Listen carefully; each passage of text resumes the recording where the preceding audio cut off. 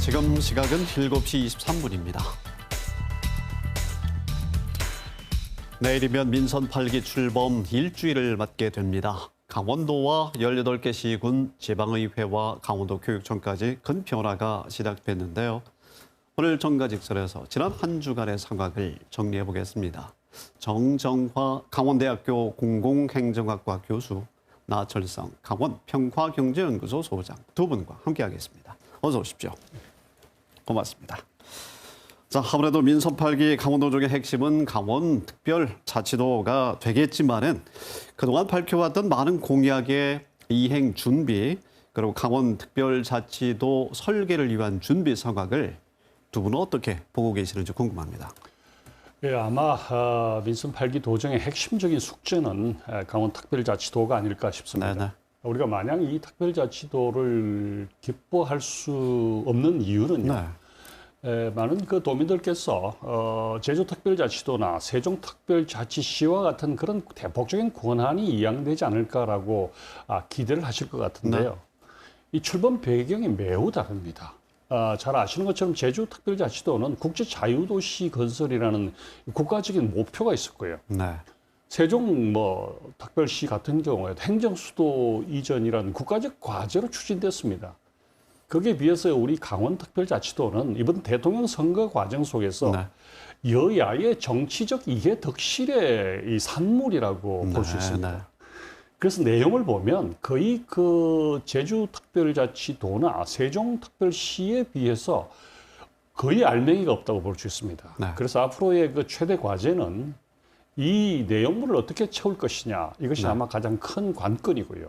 또 더 큰 문제는 우리가 특별자치도의 비전을 어떻게 가져갈 것인가에 대한 구체적인 청사진이 제시되어야 됩니다. 그렇지 않으면 우리가 국회 앞으로 법률 개정 과정에서 다른 국회의원들을 설득하기 위해서는 국민적 공감대를 형성해야 되는데 여기에 대한 도민의 그 공감대 형성이 먼저 확보하는 과정, 이것이 아마 가장 큰 당면한 숙제가 아닌가 이렇게 보여집니다. 내년 6월 시행 전까지 참 할 일이 많겠네요. 네네. 네, 나 소장님은 어떻게 보십니까? 내일 그 오전에 김진태 도정 그 취임식이 있지 않습니까? 실질적으로 이제 역할을 시작한다라고 볼 수 있겠는데요. 내세웠던 슬로건이 상당히 중요합니다. 4년에 있어서의 도정 방향과 목표, 목적들을 나타내기 때문에 슬로건을 이번에 내온 걸 보면 새로운 강원도 특별자치 시대라고 규정을 해가지고 가장 우선적인 제1 공약을 특별자치도 실현해 놨다라고 보기 때문에 도정에 있어서의 평가는 결과적으로 특별자치도의 실현 여부에 따라 다 달라지지 않겠는가 이렇게 좀 보여지는데요. 그럼에도 불구하고 인수위에서 142개 공약들을 점검을 해가지고 그 속에서 실현 가능한 공약과 그렇지 않은 공약들을 선별해냈다고 하는데요.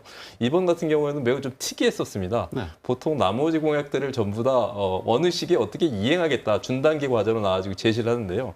김진태 도정에서는 시작에 앞서가지고 8개 공약, 그러니까 100세 바우처 제도를했지 이 현대미술관 강원 분원의 유치 이러한 부분들 같은 경우에는 이번에 빼고 실현하겠다라고 하는 그러한 내용들을 발표했는데요. 매우 좀 이례적이었습니다. 장단이 있을 것 같습니다. 실현 가능하지 않는 부분들 같은 경우에는 아예 정리를 해가지고 실현 가능한 것만 제기하겠다라고 하는 부분들의 장점은 있지만 그럼에도 불구하고 지키지 못할 공약들을 왜 내놓았는가라고 하는 실망에 대한 목소리도 큰 부분들이 사실이거든요. 그 두 안에 담겨져 있는 의미들을 정확하게 좀 견지하면서 이후에 있어서의 도정을 펼쳐나가는 것들이 매우 좀 중요할 것 같습니다. 정 교수님 덧붙이고 싶은 말씀 있으십니까?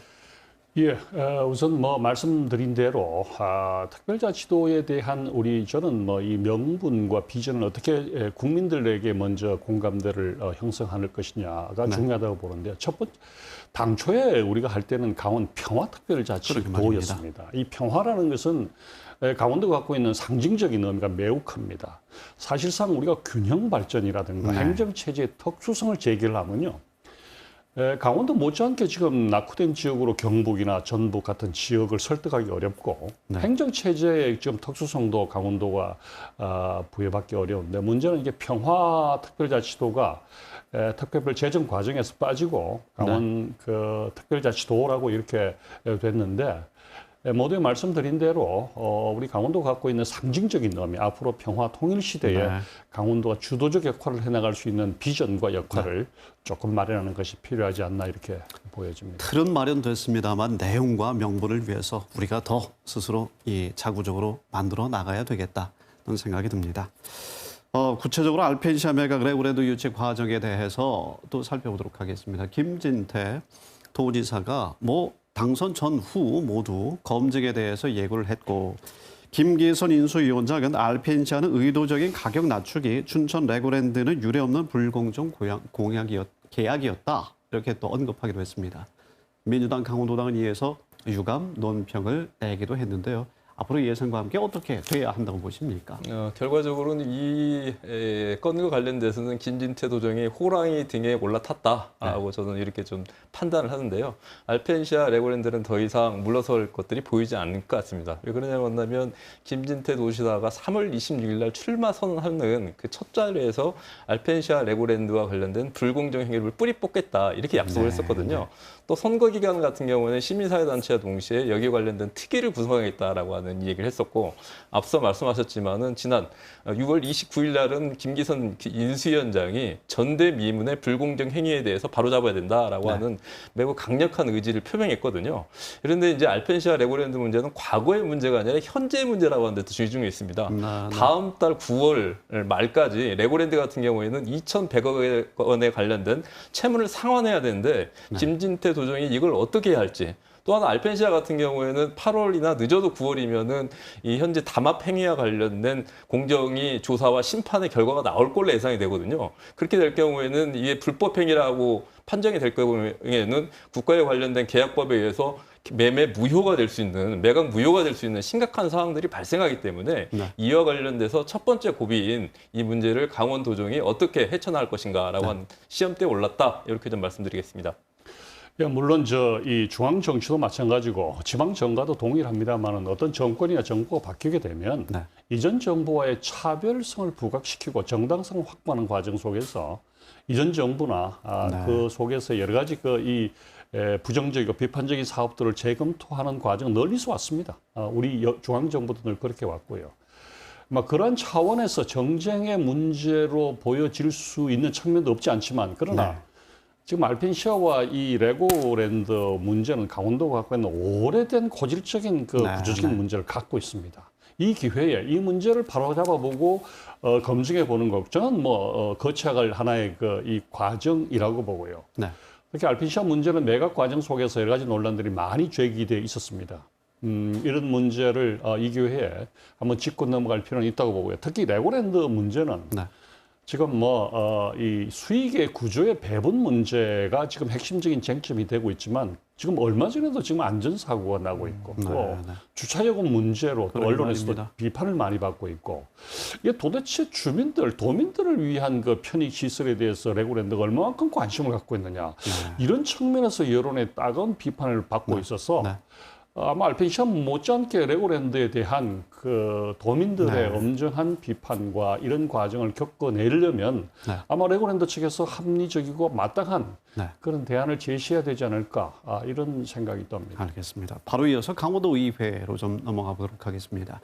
자, 전반기 의장과 또 상임위원장 선출했습니다. 짧게 보면 2년의 의정의 첫 발을 지금 내딛었는데 어떻게 보셨습니까?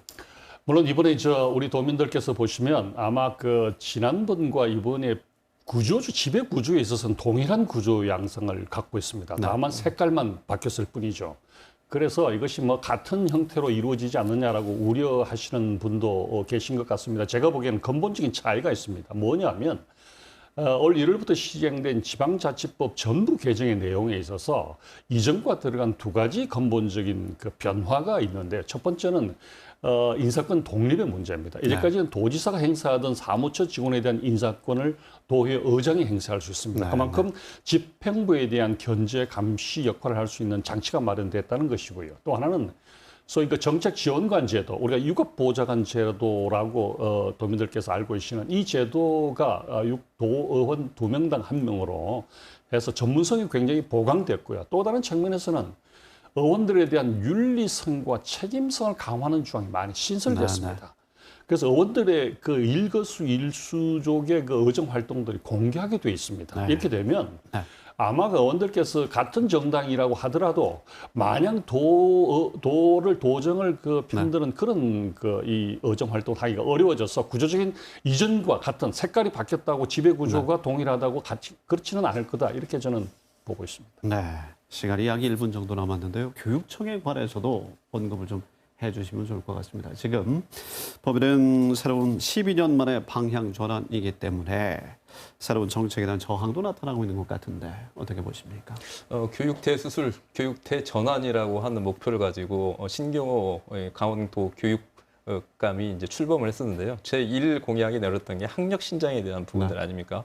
그런데 이게 뭐 물건 찍듯이 바로 이루어지는 것들이 아님에도 불구하고 강원 지역이 가지고 있는 현재의 아이들에 있어서 학력 수준은 매우 우려할 만한 부분들이 담겨져 있기 때문에 네. 자신의 공약들을 단기, 중기, 장기의 과제들을 명료하게 제시를 하고 실현 가능한 것부터 학부모와 학생들에게 제시를 하면서 네. 성과들을 공유하는 작업들이 무엇보다도 좀 단계적으로 실현하는 것들이 네. 좀 필요하지 않나 이렇게 좀 보여집니다. 정 교수님 중요 내용만 좀 짚어주시죠. 예, 이게 우리 강원도 문제만도 아니고요. 경기도도 마찬가지 지금인데 이게 보수 성향의 교육감에서 진보 성향의 교육감으로 이게 지금 바뀌는 과정에서 네, 네. 교육 철학과 신념의 차이가 조금 있죠. 그런 측면에서 아마 지향하는 측면이 조금 차이가 있습니다만 여기에 대해서 일방적으로 추진하는 것보다는 교육계의 광범위한 의견 수렴과 공감대를 얻는 작업 네. 이런 것들도 좀 염두에 두셨으면 합니다. 네, 공감대를 넓히고 또 연착륙할 수 있는 지혜와 방법을 잘 강구를 해야 되겠네요. 정정화 교수님, 나철성 소장님, 오늘 대단히 고맙습니다.